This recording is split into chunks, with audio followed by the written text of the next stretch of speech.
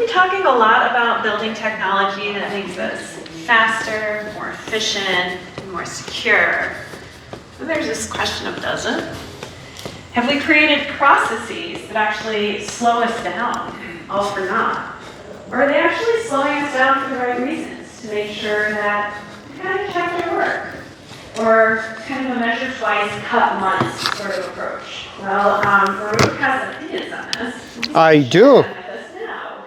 Baruch brings a rich technical background, including currently as principal developer advocate at Gradle, and has made significant contributions to DevRel and DevOps communities. So, Baruch, we're going to let you take it away. Thank you. Thank you, Kelly.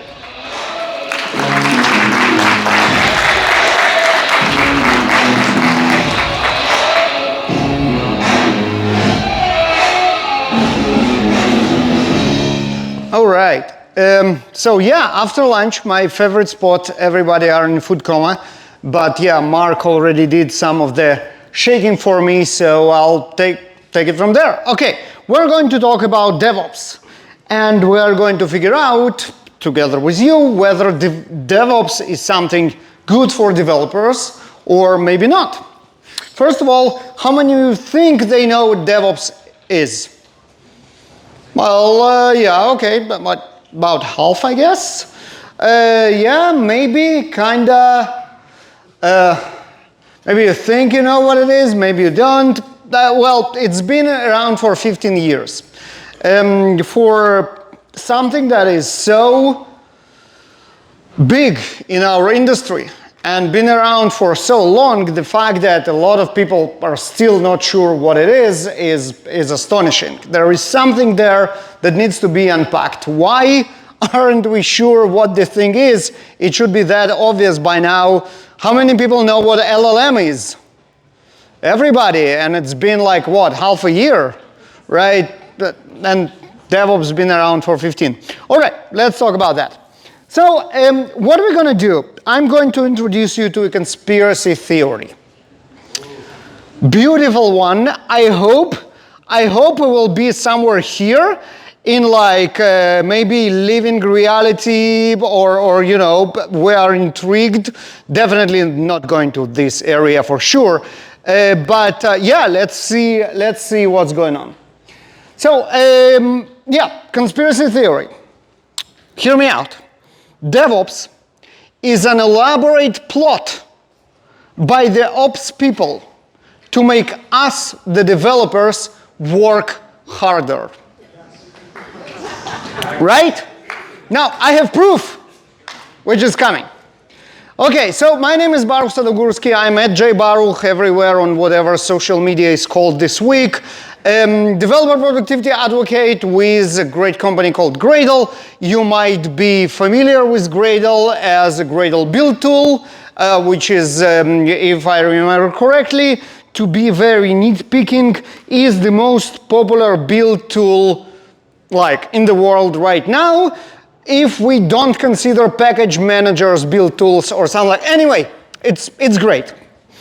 So yeah, Gradle, check it out. The reason why I'm telling you all that about developers and DevOps and stuff, because I used to be just a software developer for a longer time, and then went to developer relations, and Marie already told you everything about it, and then we did like huge things in DevOps with the company called JFrog that you might have heard about.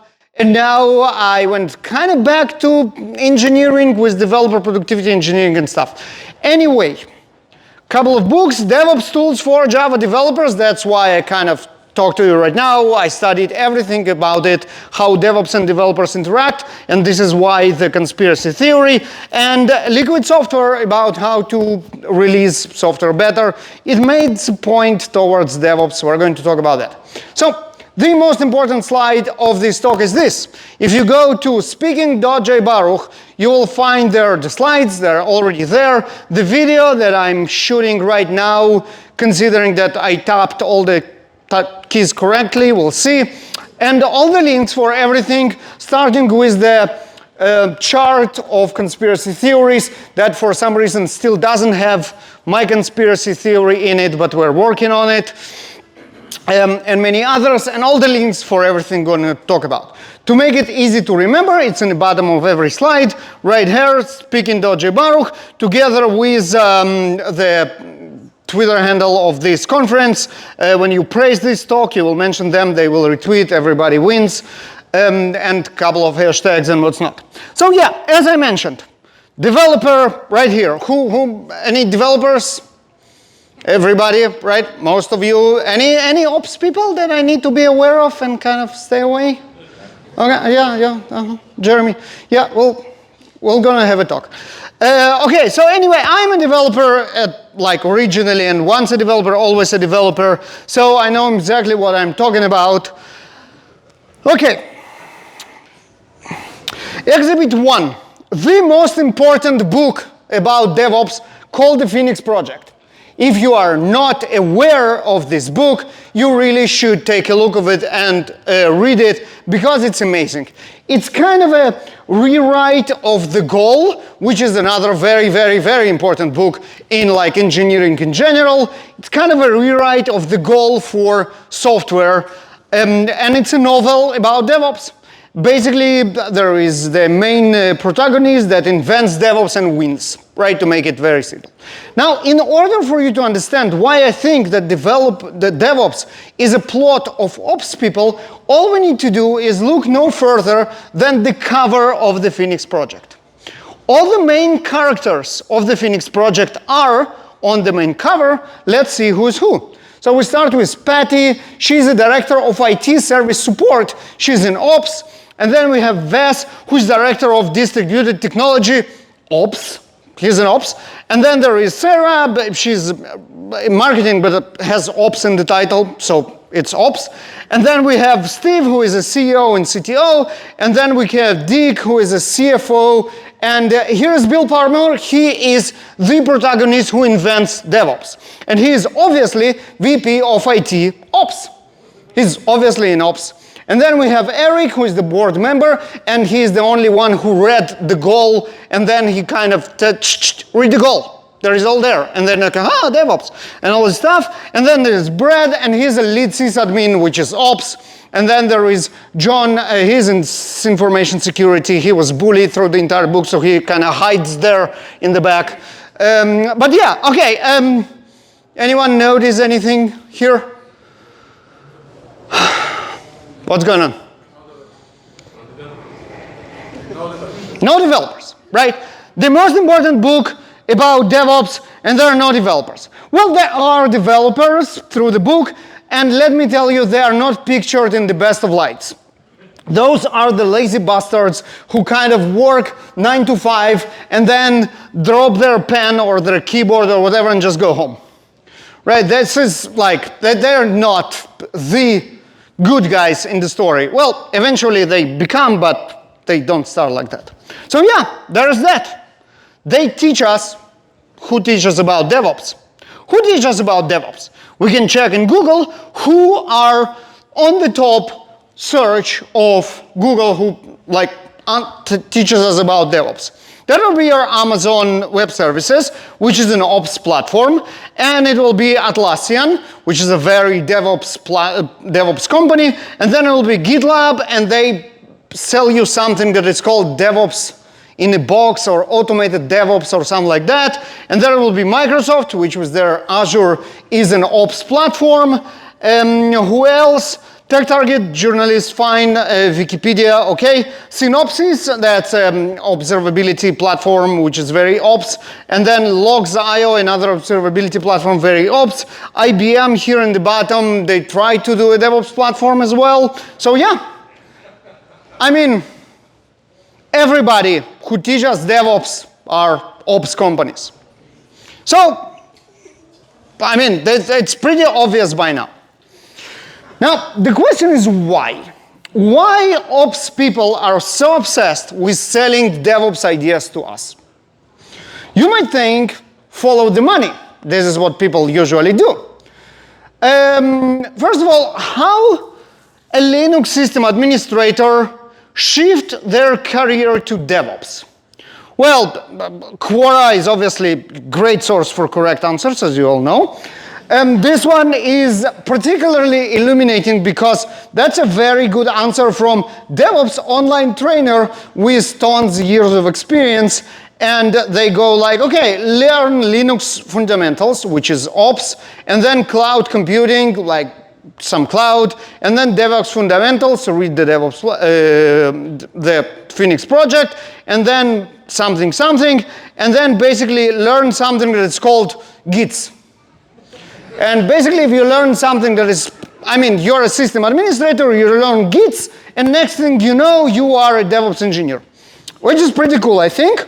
And the next thing you know, you go from making this amount of money to making this amount of money by becoming DevOps engineer, which is pretty sweet. And all you need to do is be Linux administrator and learn Gits.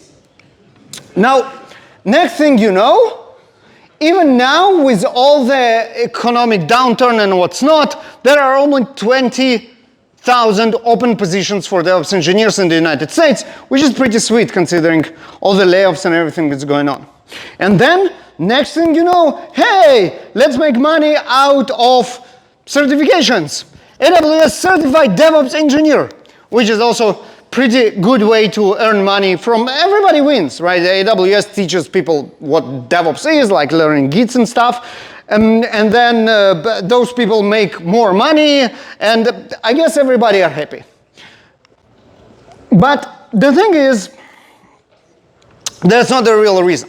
That's not the real reason because when DevOps started and gained the momentum, obviously there wasn't like huge salaries or certification or what's not. So money here and the entire DevOps industry is not necessarily the cause, is the effect of the success of DevOps. So what is the cause? Now, this is what it's called the DevOps infinity cycle. And it basically covers the entire life cycle of software development. Now, if you've been in the industry long enough, you will recognize this as something very, very familiar. Anyone has like any flashbacks to what it looks like? This.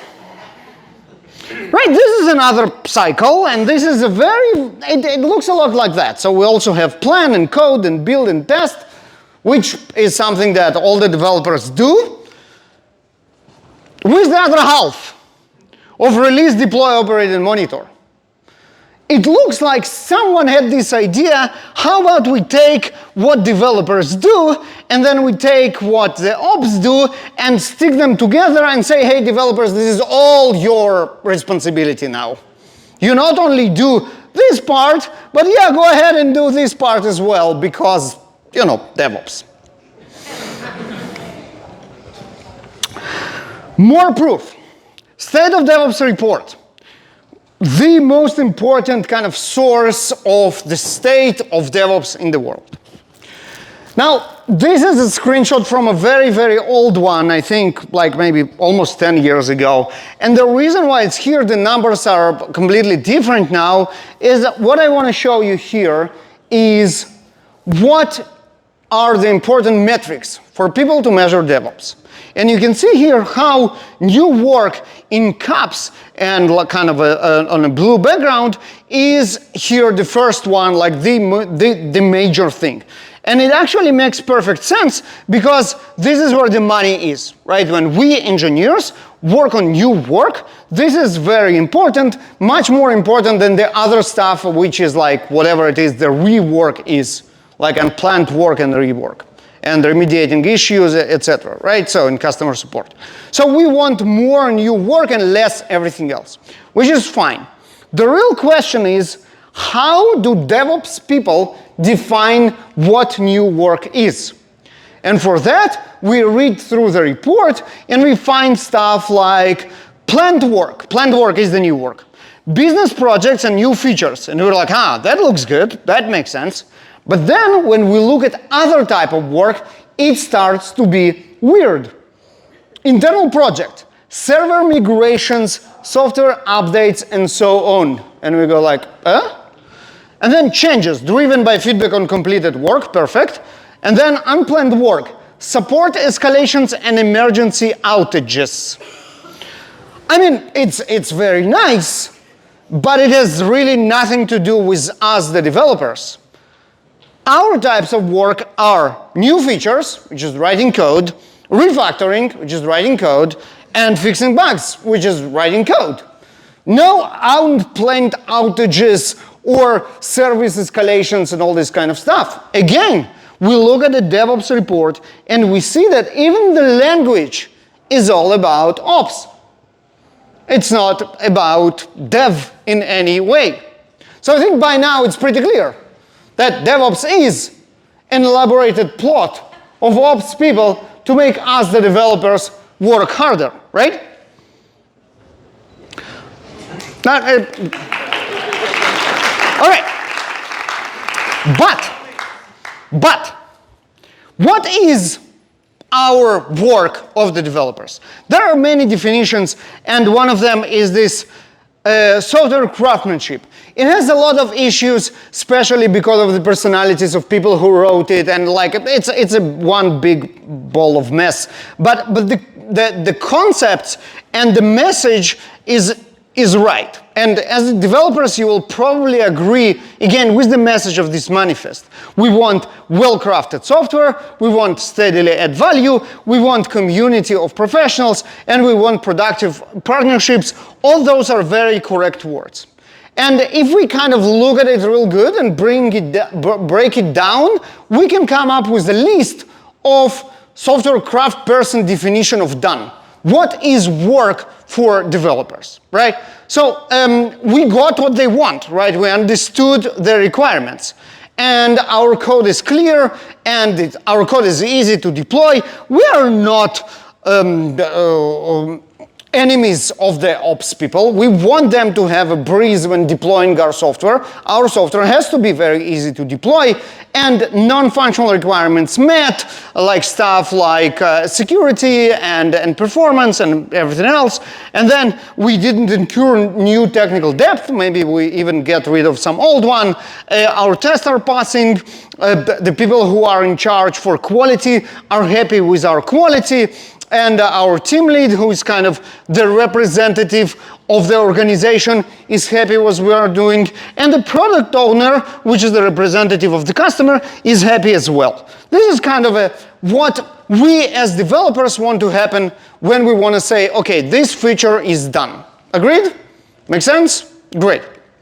Now, you remember this, right? It was like about the friction between developers and testers. Do anyone think that this is true? Yes. Yeah, well, a couple of people, I guess. But I would say it's something probably more on like inter-organizational dynamics, because as an industry, I think we stepped past that. None of us, or most of us, don't see testers as enemies of developers. It's the other way around. We understand that they want to help us. We are on the same side. They want to make sure that we have less bugs, so they help us and we listen to them. There are pricks, right, that just like want to get on our nerves, but generally they are there to help us and they want to help because quality is important for us. We already did that. And if the quality is important to us, we need to make sure that this quality is met. But what is quality? I would claim that quality is something that changes. Let's go back in time. This is the website of my bank in 2007. Not that long ago, but still pretty long time ago. By then it was useful, kind of, sort of, check and balance, but other than that, it was pretty useless. If I wanted to do something significant, I would go to my branch. And you can see here, there are news and announcements, and if suddenly there was like a news like, hey, we need 12 hours of maintenance for our website to ensure quality, we would just shrug and say, okay, if that's like 12 hours that I cannot use my bank website, which is pretty useless anyway, I would just use it, and it's fine. And obviously, nowadays, our perception of quality is completely different, and none of us would tolerate that.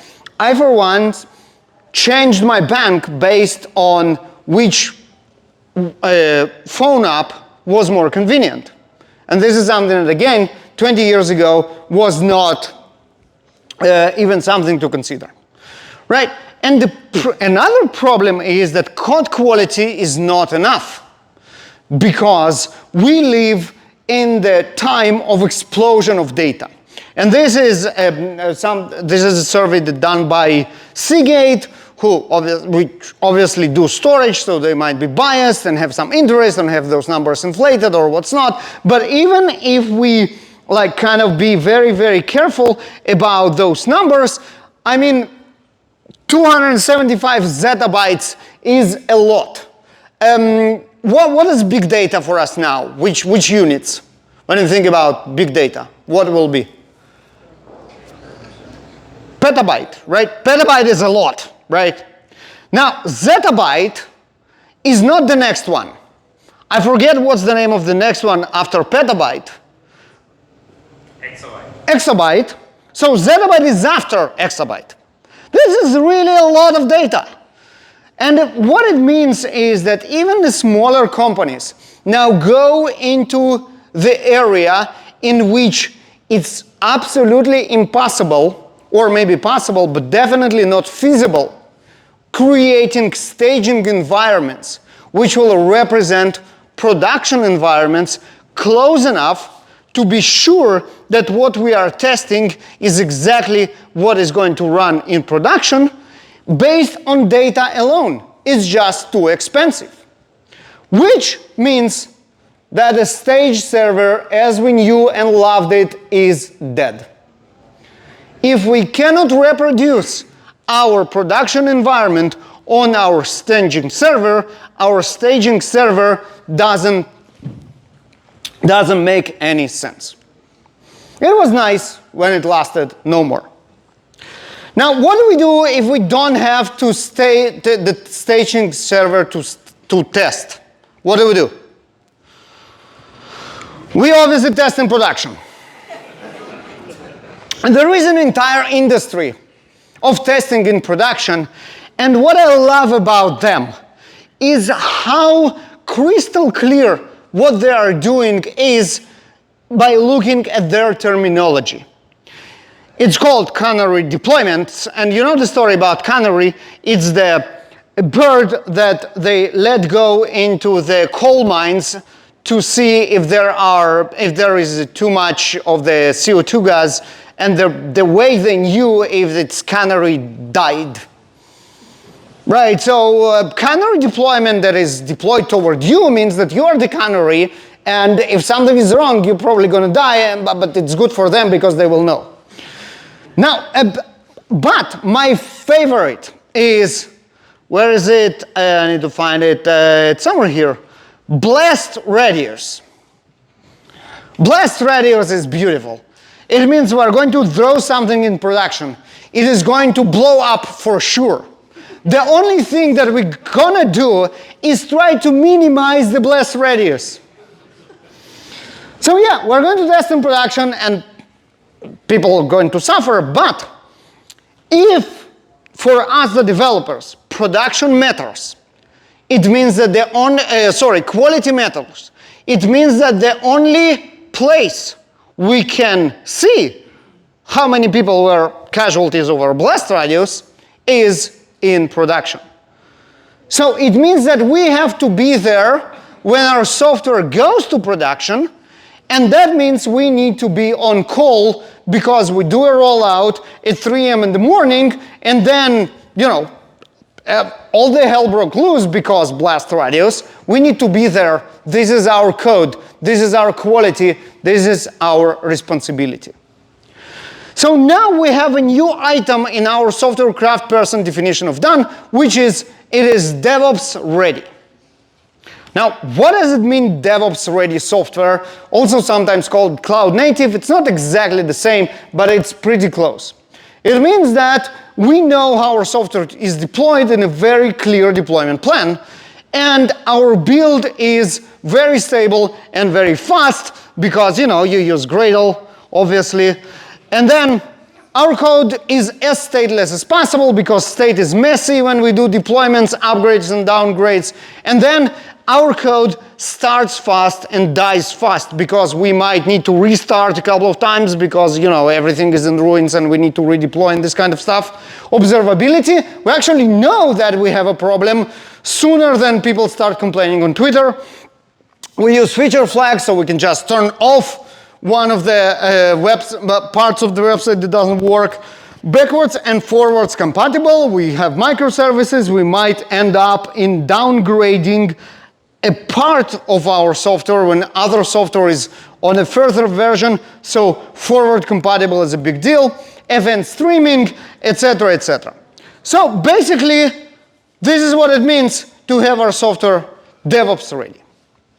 Now, as we mentioned, DevOps has been around for more than 10 years now, almost 15, and developers still aren't excited about DevOps, and I think our experiment just proved it, right? You're a lot like, ugh. But we just said we have to be there, right? DevOps is not an option anymore because we care about what we are doing. We need to build software which is cloud native and DevOps ready. So how do we go from this, go and do DevOps, to actually something which is better? Now, funny thing about this GIF, there are tons of GIFs that start with smiling and then go to crying. I didn't find a single one that does the opposite. I had to like reverse it in like video editing software. I don't know why, it says something about us as a whole. All right, but we do try to go from this to this. How do we do that? So let's look again at what DevOps is. Back in the day, 15 years ago, I saw a lot of Venn diagrams that look like this. DevOps is something in the middle between Dev, Ops, and QA. And then like in the middle, there is DevOps. This diagram is completely useless because what does it mean? Is it like people who know everything about devs and ops and QA? Or what does it mean? This is an absolutely useless diagram. So instead, how about DevOps is an intersection between people, process, and tools. Now, this is all start to make more sense because this is where developers work with ops and QA and security and product and everybody else as people. And then there is a process, which is actually DevOps, of how everybody work together. And then there are tools that make this process actually work, right? So we're talking about productive. People collaborate inside a productive process by using productive tools. This is all start to make more sense. We know how the productive process called. It's called empower teams. The idea is that you take those people from different teams, your developers, your ops people, your QA people, your security, your product, your whoever, put them together and make them create, produce, and release software. This is DevOps. This is the process. Well, tools, I mean, to a point, we have productive tools. One could argue, but we kind of get it figured out. What about productive people? What make people productive? There is no answer in the DevOps theory to this question, and this is why I want to mention before I wrap up another view on the same triangle of things. That would be something that solves the pain like builds and tests are slow. This kind of topic is not answered in your classic DevOps theory because DevOps is very much focused on quality in production. We spoke about it. How we make this canary alive. How we minimize the blast radius. As a developer, your build slow, who cares? The end quality is what matters. But for us, the developers, is obviously painful. Like, what else is here? Too much time is spent on build and test, we spoke about it. Insufficient observability of analytics of my local build and test. Again, we have great observability now for our production environments. We spoke about it. How about observability for our local environments? So what brings it all together is developer productivity engineering. Developer productivity engineering is a discipline that concentrates on productive people. Tenets like foster faster feedback. That's your waiting less on your builds and tests. Stuff like eliminate toil, but for developers, how the developers are more productive. Collaborate through effective tooling. Instead of, hey, something is wrong in my environment, here's a link on the exact line in the build that fails. Stuff like prioritize automation and eliminate bottlenecks. This is very DevOpsy, but again, for your local environments and for developers. Observability and proactive improvement. Again, right from DevOps, but instead of only for production, also for your local environments. Dedicated organizational mindset that think about all that. And outcomes over output. If you ever try to find a reason for a failure in the log of a build tool, you know exactly what I'm talking about, right? Outcomes is, hey, this is why it failed, and not like, here is 20 screens of stack trace, good luck in finding what happened. So, just to summarize, is DevOps is against developers? Well, yes, we figured it out. The DevOps started as mainly solving ops concerns by making processes and ops tools more productive. This is how it started. But nowadays, it's much more than that, including developer productivity engineering, which makes developers more productive as well. So this is how we bring the developers to get excited about DevOps, but making them as productive as your production systems. And with that, thank you very much. You can learn more and try it today. Thank you. You can make your build faster by taking the speed challenge, and you can spread the word about developer productivity engineering and DevOps. You can read the DP handbook and watch the DP Summit videos and all that if you go to, where is it? Here, speaking.jbaruch, seeing all the links, the video, the slides, but also obviously tweeting about this excellent event and this particularly good talk on this event. Thank you very much. Any time for questions? Not at all. What's going on? I have no idea. I think we're at time for questions. Are you going to be around? I am around. Around through the evening. So hold those questions. Find Baruch. One question. One question. Let's make it fun. One question. We're already over time. We're just standing. Okay, that people are much more time conscious than I am. Okay, so yeah, find me and let's chat. I will give you even more conspiracy theories of where this comes from. Thank you very much.